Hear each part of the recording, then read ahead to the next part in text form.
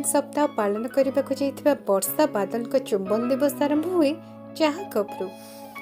Balcony रे बसी उभय प्रकृतिर मनलोभा परिवेश को उपभोग करने सहित चाह पिउथांती। चाह पी सारी वर्षा बादल कांध उपरे हाथ रखी कहला, देख बादल, समुद्र कूल से कुनी पिला दीटा केमती बालीघर तैयारी करछंदी। चलो ना बादल, तुम्हें भी मो पई एमती एक बालीघर तैयारी कर देबो, चलो ना प्लीज। चाह पी सारी उभय बाहरिले समुद्र कूल आड़े बुली जिबा पई। वर्षार मन कथा को रक्षा करी बादल तापाई एक समुद्र कूल बालीघर तैयारी कला। बालीघर को देखि वर्षा कहला, बादल, तमे मते आज प्रॉमिस करो केबे भी मते तुमठारु अलगा करिबनी। सबुबले तुम प्रेमर ए बालीघरे मते साइती रखिबो। बादल हाथ बढ़ाई वर्षा को कथा देबाकू जाऊ जाऊ तार एक फोन कॉल आसिला। आउ से दूरी जाई कथा होई वर्षा पाखକୁ आसी कहला, चलो वर्षा, रूम को जिबा, टिके काम अछि, घंटाई परे पुणी आसीबा, आउ एठी एन्जॉय करिबा। वर्षार से स्थान छाड़िबा पई जमा भी इच्छा न थाए, तथापि बादल को दुई चारोटी प्रेमर विधा मारी रूम को फेरिला। रूम को आसीबा परे वर्षा गाधोई हुई आसी निज केश कुंडाउ थाए। ठीक एई समय रोशन और सोनू आसी बादल रूम रो कॉलिंग बेल बजाइले। आ बादल जाई कबाट खोली उभय को पाछड़ी आनिला। तीन जण बंधु सोफा पर बसी कथा होतिला बेले रोशन किछि इशारा कला बादल को। आ बादल इशारा पाइबा मात्रे वर्षा को निज पाखକୁ डाकिला। रोशन और सोनू आगे वर्षा पाखକୁ जाई बादल वर्षा कांधरे हाथ रखी कहला, अच्छा कह तो वर्षा, तुमको कौन पाई मु कोलकाता आनिछि। वर्षा टिके आश्चर्य कहला, माने आमे बुलिबा को आछी। वर्षा कथा सुनी हसी उठिले बादल, सोनू और रोशन।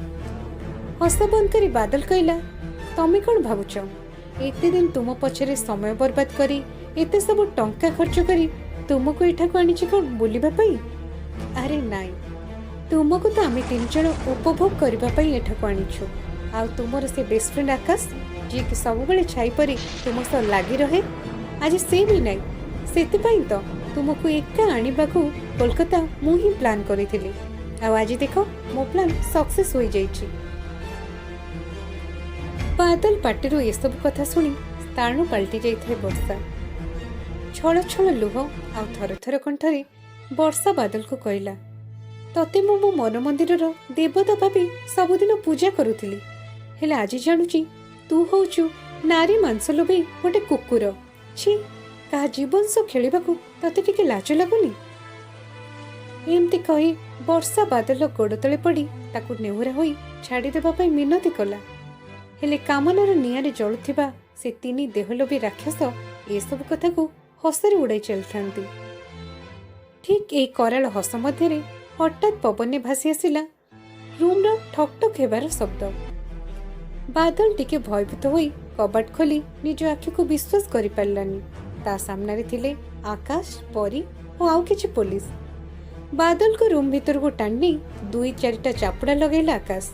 अरे जो झियो तते दिन राति प्रार्थना करुथिला, तते भगवान भली पूजा करुथिला, निज जीवन तो अधिका भल पाउथिला, ता जीवन सह खेलिबाकू तते के लाज लागिलानी।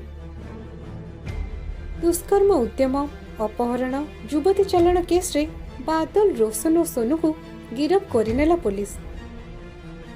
एबे सारा रूम थाई नीरव और निस्तब्ध। स्थाणु पलटि जाइथिबा वर्षा को उठाइले आकाश और परी।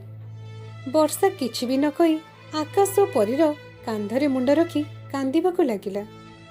आकाश और परी वर्षा को बालकनी पाखକୁ नहीं बहुत बुझाइले। शेषरे आखिर लुह पोछि घर को फेरिबा बेलू वर्षा बालकनी से बालीघर आड़कू टिके नजर पकाइला। आउ देखिला से प्रेमर बालीघर को भांगी देई थाए अशांत समुद्रर ढेउ। कथा दियो करिबनी पर मते करिबनी पर केबे करिबनी पर।